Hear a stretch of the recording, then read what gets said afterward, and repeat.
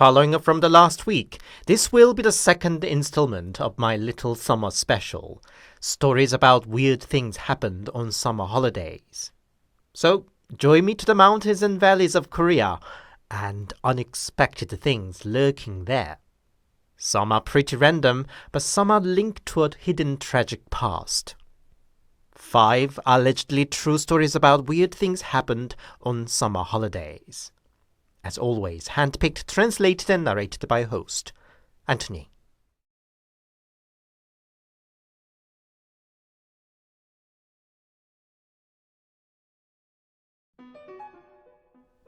It must have been in 2005, as it was the last summer vacation of my high school. I gathered a few buddies to go on a summer holiday with me to Taean, where my grandparents lived. So we were on the bus running down the western coastal highway. An hour into the journey, friends who'd been loudly chatting all started dozing away, one by one. I alone was left awake, probably because I slept well the previous night, or because I had a strange feeling somehow. I looked out of the window and saw a woman standing in the middle of the motorway. I just thought, what's that crazy woman doing in the middle of the road? Is she selling something? But then, when I looked out a few minutes later, I saw the same woman again standing on the road, even though our bus had been running all the while. Was I dreaming? I drank water and rubbed my eyes, and the woman was still there. I shook my friends up, who swore at me for disturbing their sleep. Keep seeing some unholy stuff. Buckle up your safety belts, I said. They swore even more, calling me a bullshit. But they've known that I've got a bit of a spiritual gift and sometimes predicted something ahead. So in the end, did as I told them. All the while, the woman kept appearing, and I called out in my mind Mary, Jesus, Buddha, and whatever holy names I could think of to save us. I don't think it was thanks to that, but towards the end of the highway, the woman finally stopped haunting the journey, and we safely arrived at my grandparents'. As soon as we settled down, I got a call from my mother, with a panicked voice asking if all was fine. "A bus crashed on the West Coastal Highway, killing and injuring many. It's all of the news now," she said. Apparently, the crushed bus was the one scheduled right after mine, and the accident happened in the section where I saw the strange woman too. Was that some sort of omen or a reaper? I was happy we had avoided the ordeal, but could not quite brush off certain dirty feeling. Probably for that reason, I chose to sleep that night in my grandparents' room and not in the spare room with other friends. In my grandparents' room was hanging a painting of a tiger, and Grandma would say it was to fend off any passing unholy spirits. At the breakfast table following morning, my friends were talking among themselves, clearly amused that each of them had exactly the same dream.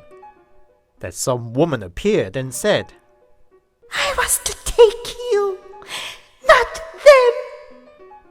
My friends seemed to just taking it as some funny coincidence, but I could not help feeling chills all over.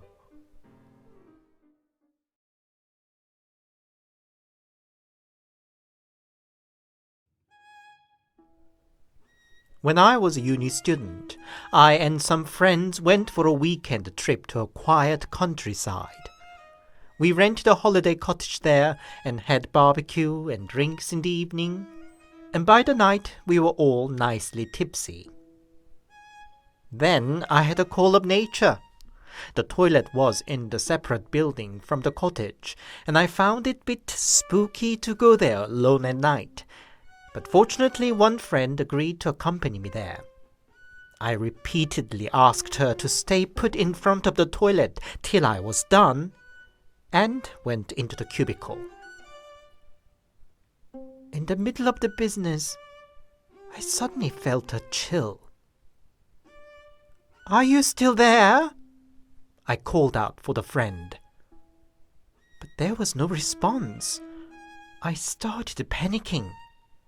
"Hey, where are you?" I tried again.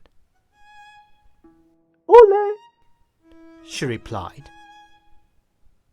What was that supposed to mean? Was she playing a joke on me? "Oh, come on, be serious. Where are you?" "Olle," she repeated regardless. I quickly finished my business and jumped out to slap her on the back.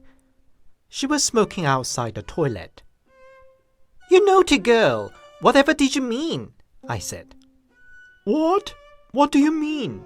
I was just smoking here all the while," she said.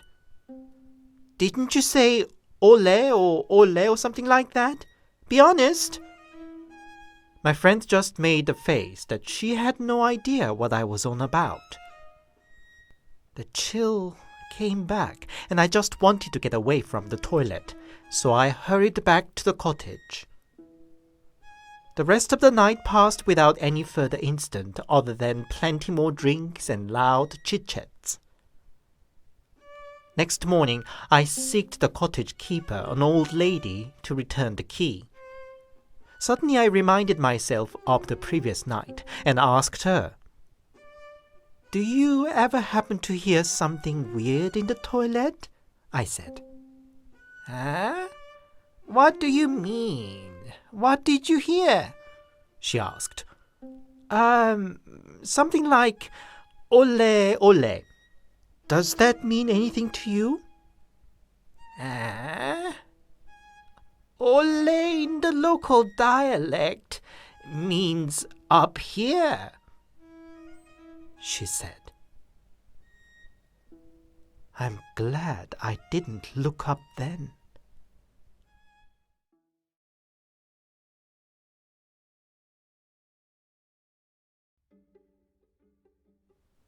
Back in 2008, I was freshman in uni. After the all-party and drink first semester came the summer vacation. I was born and grew up in Incheon City, but about a year prior, my family moved out to a small village for my dad's business. The house had a large garden, and the village was not far from a half-decent valley upstream, and so some of my uni mates came over there for the summer holiday. We were still poor students, and that would make a cheap and easy holiday. So came 7 mates, all guys, to my place. We spent the first day at the valley. On the second day, we spent the day fishing at the reservoir and went out to nearby town in the evening to play some games at the internet cafe. By the time we were out, it was already passing midnight and already missed the last bus back home. Fortunately, there were 2 taxis waiting on the street. I and other 2 who were walking ahead hopped on the first taxi and waited for the 4th one to join. But the rest 5 all squeezed into the second taxi instead for some reason. What are they doing? The idiots! We just laughed it off, and both taxis took off. On the way, we stopped at an intersection, and the second taxi also stopped next to our taxi. The window rolled down, and my mates in the second taxi seemed to be talking to us something. But before we could catch what they were saying, the signal changed and our taxi started. So our taxi arrived in front of my house. It was all dark and quiet in the small village well past midnight.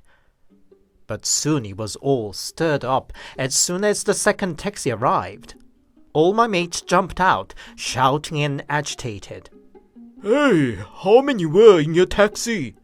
one of them asked. What? We three, apart from the taxi driver, of course, I said. Who was that woman then? The other one asked. What? What woman? I said. Apparently, 5 mates who were behind us 3 saw 4 people getting into my taxi. So the last one of them assumed the first taxi to be full and entered the second taxi, only to find there were 4 already. On the way, they also saw heads of 3 people sitting at the back seat of my taxi, one in the middle with a long hair and in white dress. They couldn't see her face clearly, but she looked just as real as others, her head moving and bobbing as the taxi shook running on the rough countryside road. We all stood there for a few seconds without a word, and then ran back in. Nobody said it out loud, but we were all freaking out if the long-haired woman in white wasn't following us. Fortunately, nothing more weird happened for the rest of our holiday, but it remains one story that never fails to entertain us whenever we reunite to this day.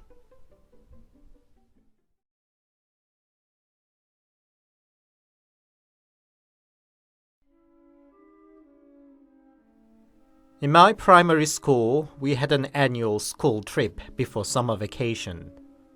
I don't know if people run such a program today too, but in my time, such a trip usually ran in the manner of military boot camp.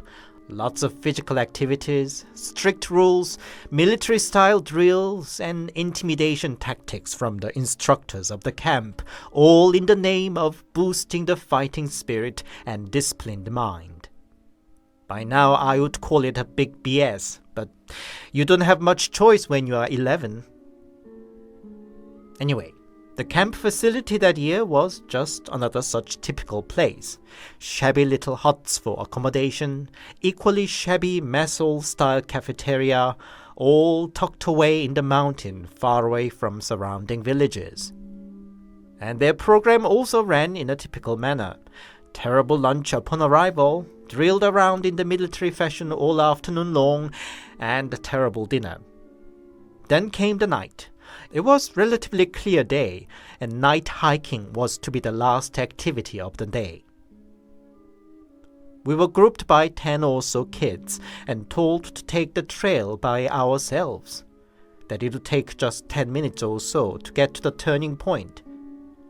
If it were now, I would have objected to send the kids with no adult supervisor into the pitch-dark mountain trail. But at the time, I think we actually preferred it without an instructor barking at us. The trail wasn't too steep, and the faint light of dusk was still there, so we kids just chattered and giggled carefreely on the way. Some more naughty ones tried to work up the rest with the faint, scared screams that they saw some ghost or something, but it was still all part of fun. Except it took much more than just 10 minutes. I think we walked about 20 minutes when we reached a crossroad. In the middle was whom we thought was an instructor from the camp, though we could not see her face behind her long black hair. We nonchalantly asked her for the direction, and she just pointed the left trail without a word. The trail carried on for a good 1 hour, I think. But we were young and carefree. Besides, we all knew already that most tasks that the instructors would call simple and easy were never really simple and easy in this type of camp program. But when the sky turned grey and started raining, we could not stay so carefree anymore. By then it was completely dark too, apart from the single torchlight we got. Some of us insisted that it couldn't be right that it was taking us so long. Most likely we took a wrong turn, and we'd better turn back down, they said. But the majority still thought we would soon get there. Didn't the instructor told us the direction earlier?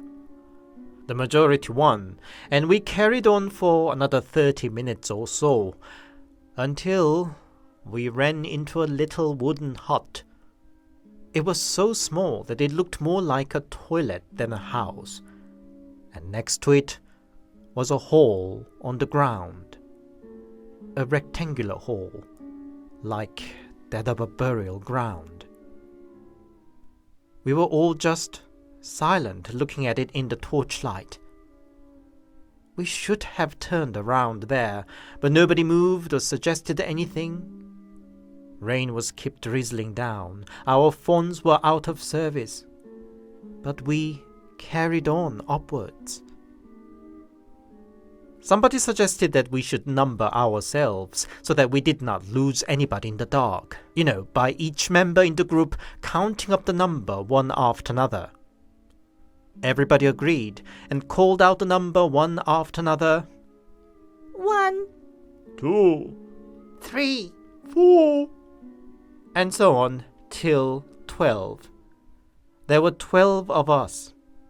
For the rest of the hiking, we repeated the same occasionally. 1, 2, 3, 4. I think it kind of comforted us that we 12 were all there and together. We must have walked up another hour when we reached the top. I say the top, but actually not sure. It's just the trail led us to a flat ground and then a cliff. Unlike what we expected, there was no instructor waiting for us there. And we finally had to admit we must have taken a wrong way. Things were not better on the way down. Rain was kept falling, making the trail muddy and slippery. Nobody complained or made noise, apart from the occasional and spontaneous numbering ourselves. About 30 minutes down, we heard voices calling out for us. Teachers and instructors were out searching for us. We all ran. Thank God nobody slipped or fell. We ran into the adults at the crossroad. They lined us up to check and asked where we'd been. Why did we go up to the trail? We answered there was a female instructor here and gave us the direction. But the other camp instructor denied that they had anybody on the spot. There was no need because the route was clearly marked with a sign. Only then we looked at the sign at the crossroad, saying the left way up the mountain was dangerous and camp participants should take the right way.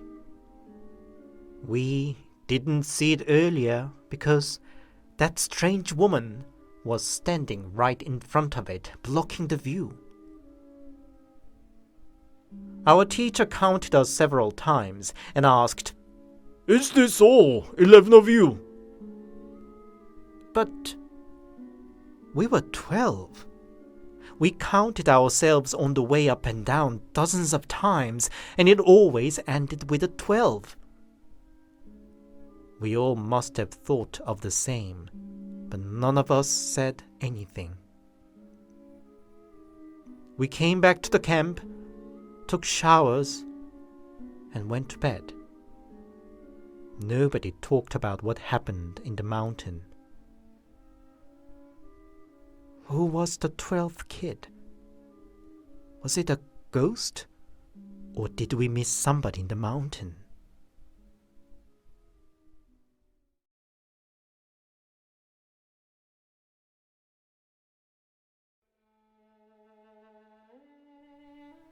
It's a story from many years ago, when I was a reckless and foolish teenager. As soon as the summer vacation started, I went hiking to a mountain with my bestie. Like many teenage boys, we had some useless grand goal in our mind. In our case, it was going up all the mountains in the country before we graduated high school. Sometimes some of the friends asked to join our adventure, but usually they didn't ask second time because they could not keep up with us. My bestie was a friend from childhood, and we'd been out and about in the wild and mountains from early age. Once on the trail, we would fast walk all the way up till we reached the top. We weren't even properly equipped, Proper hiking boots and outdoor wear were unreachable luxury for poor teenagers, so we were just in our normal street attire and sneakers, and a backpack full of food. That summer, our first destination was Olle Mountain. This time, our goal wasn't just reaching the top, but also having a relaxing holiday by the water. After the first week of the vacation, started the extra summer classes, so that week was the only chance. Nowadays, every mountain valley, every inch of beach and riverbank would be crowded with holiday makers, but at the time it wasn't still a norm to have a summer vacation. The mountain was relatively quiet, and we found a nice plot to camp facing Walljeong Temple across the stream. We decided to spend the first night there and hike to the top the following day. So, we had a quiet and relaxing evening, making simple meals and, well, sharing a bottle between us. Sun sets quickly in mountains, and as the dusk set in quickly, my bestie said he heard people chattering behind a bush in the distance. I didn't believe him at first. To reach that spot, one had to pass the ground we were occupying, and we didn't see a soul passing by since we set up our tent. But friend kept mentioning that there should be some people, probably 6-7 of them. He insisted to go around to find out. I was reluctant, but in the end followed him leading the way with a torch. And indeed, as we approached, I did hear people chatting and laughing, some guys and women. The bush was dense that we had to push them aside to pass through, but behind it was unexpectedly a small clearing. And there were sitting 3 women and 4 men around, drinking and giggling. They seemed a bit surprised by our intrusion, but soon they nonchalantly invited us to join, that everybody met in the mountain was friends. They turned out to be a group of uni students traveling together. I don't know what my friend was thinking, but he lied that we too were uni students. I dislike lies, but well, it was too late to take it back. After all, where else would I meet these people again, I thought. We ended up drinking quite a lot. The women were rather pretty, and as teenage boys with boiling hormones, we could not turn down their beat for toast one after another. Then my friend went around the bush saying he needed to pee. Left alone, I felt a bit self-conscious that they might notice that I was just a high school kid. But my bestie didn't come back after what felt like a significant length of time. I stood up saying that I'd go and look for him, and I felt the guys' faces going stiff. Did I do something wrong? I felt a bit of a chill from their reaction, but anyway headed off to our tent. Only then I realized how drunk I was. It was no surprise, as underage I was not used to such an amount of alcohol. I staggered to the tent, but my bestie wasn't there. I wondered, but I felt the world spinning around me and decided to lie down a while before searching for him again. He took the only torch too anyway. And of course, I dozed off soon. What woke me up was the murmurs of people outside the tent. My head was still spinning, so I just lied there listening. They were arguing over something. We should take them with us. A man said. That's not right. They're too young. A woman argued back.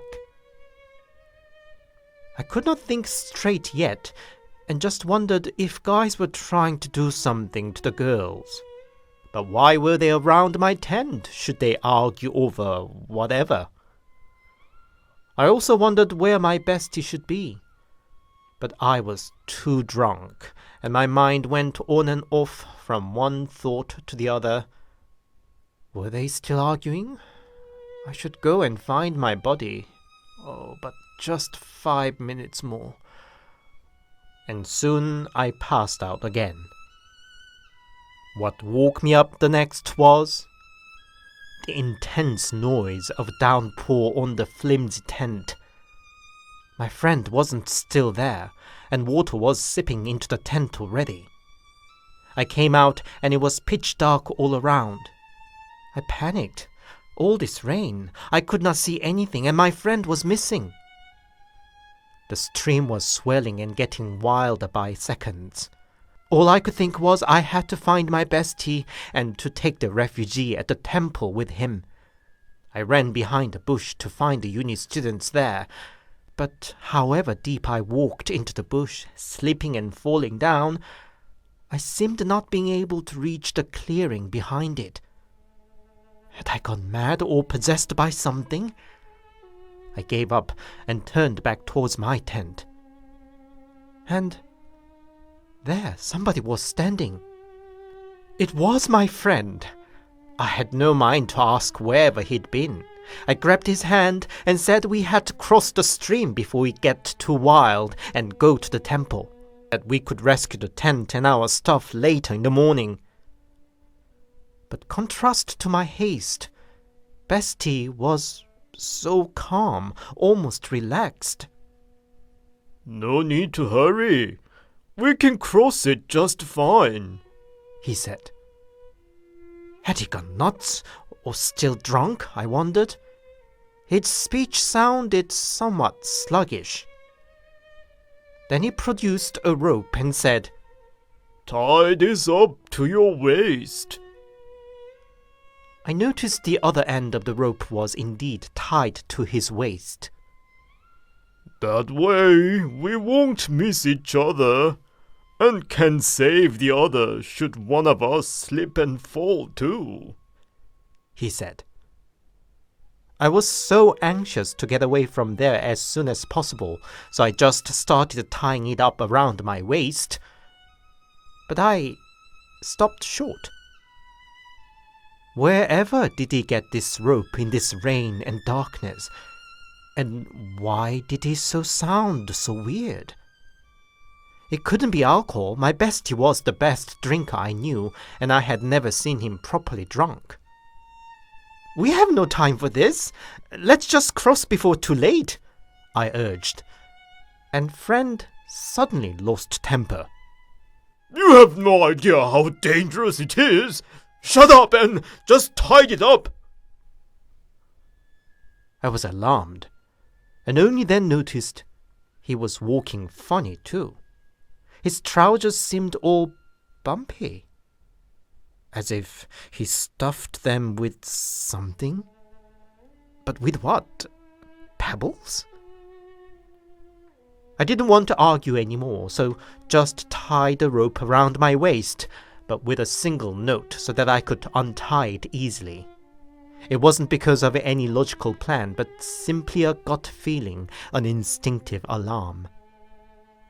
As soon as I tied it up, Bestie perked up and started leading the way into the water. The water that came just about our ankle earlier in the day was already as high as our waist. It was difficult to keep the balance in the wildly swirling water. Taking every step forward was risky. But about half the way, friend stopped in the middle. I shouted what he was doing, at which he turned around. He was smiling at me. I could not see clearly in the rain and darkness, but I was pretty sure he was smiling. And he slowly sank under the water. And I, linked by the rope to him, too, started going under together. I quickly undid the knot while he disappeared completely into the water. I screamed and I don't know how, but managed to cross the water. I ran to the temple, crying for help. Thank God, I saw some people approaching with a torchlight, and that's the last thing I remember.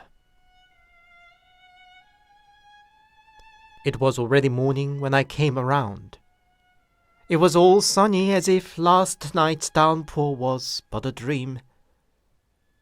And next to me was sitting a monk and my bestie. I was so relieved to see him again under the daylight, and bursted into tears. I couldn't tell what that overflowing emotion was, but I just kept crying. Soon that overwhelming emotion bursted out as anger. I shouted to my bestie where he had been. Why did he leave me alone with the uni students? What are you talking about?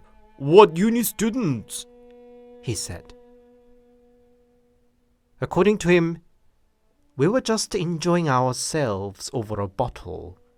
Then he had a call of nature for number 2 and came to the temple to use the toilet, all of which I don't remember. By the time he came back to tent, I wasn't there anymore. He looked around searching for me, but there was no sign of me.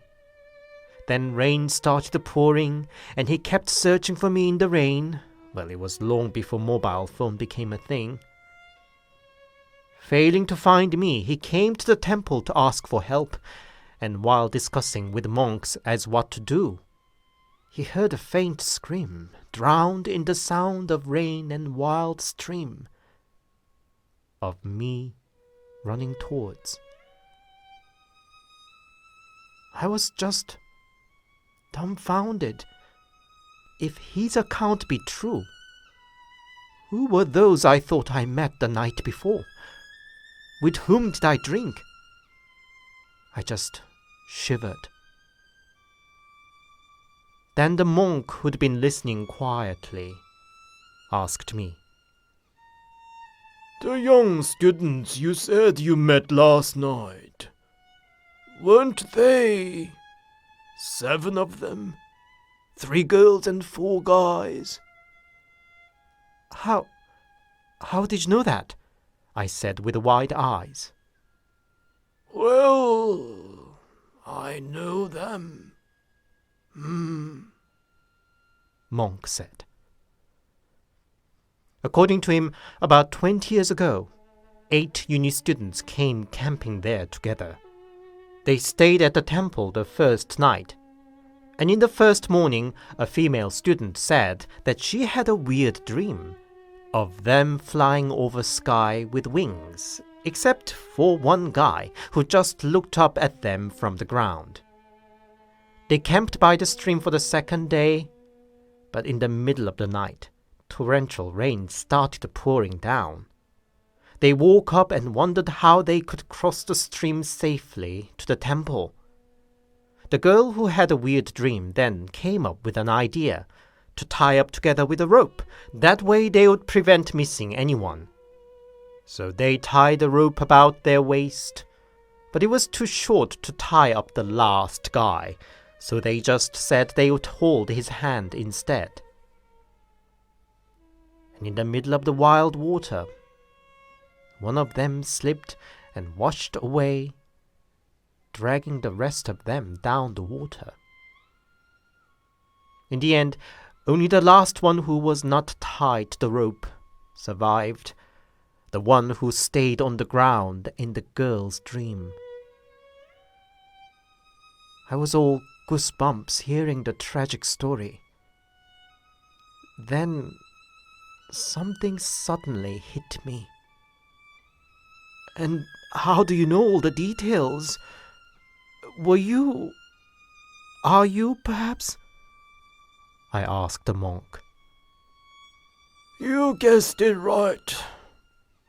I was the last student, Monk replied.